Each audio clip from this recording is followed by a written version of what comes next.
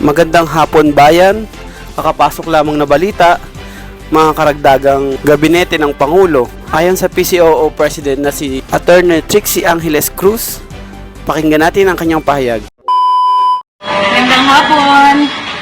Ay, daming nangyari po today. So, first we'll give you just a heads up on the meeting of President-elect Ferdinand Marcos and French Ambassador Michel Bouffos. Both sides began by congratulating each other for the win of the President-elect and for Emmanuel Macron's re-election as President, despite a campaign concurrent with the conflict in Ukraine. Both sides also discussed the effects and impacts of the said conflict on oil, energy, and food security. President-elect Marcos cited France as a model for the PH in terms of energy sourcing and generation.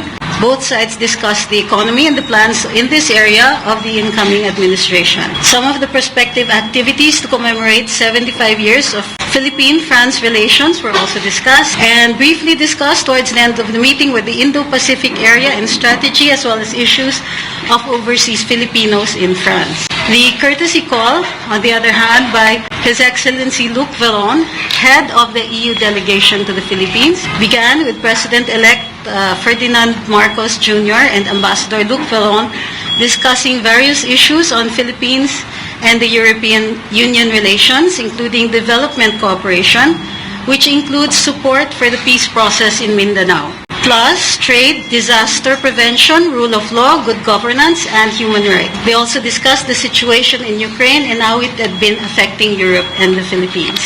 We'll take questions after the second announcement.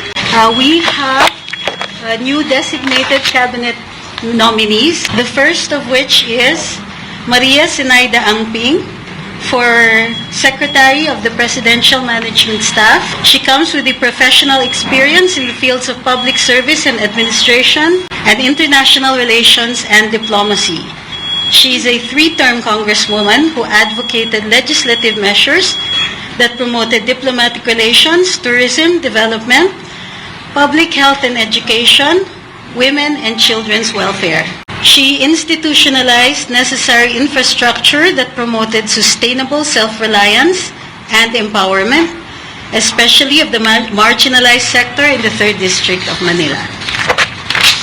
The next nominee is Mayor Christina Frasco for the Secretary of the Department of Tourism. She is the incumbent mayor of Liloan in Cebu.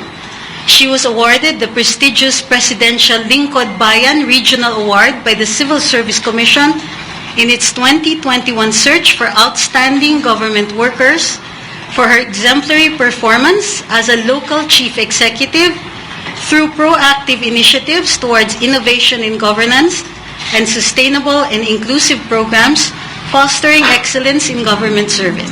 She was a top-performing mayor in Central Visayas, ranking number 1 among the 116 mayors in the entire Region 7 and number 1 among all 44 municipal mayors in the province of Cebu. Next, we have for Secretary of the Department of Budget and Management, Amena Pangandaman.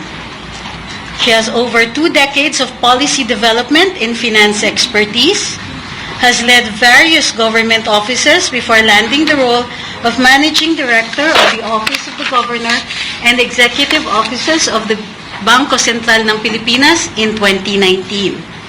She is the former Assistant Secretary of the DBM and former Chief of Staff of the late Senate President Edgardo Angara.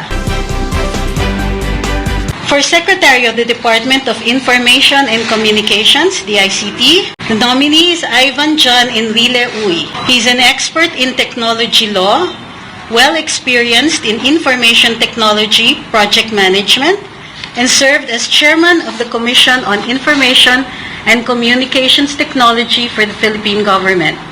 He oversaw the formulation of the Philippine Digital Strategy for 2011 to 2016.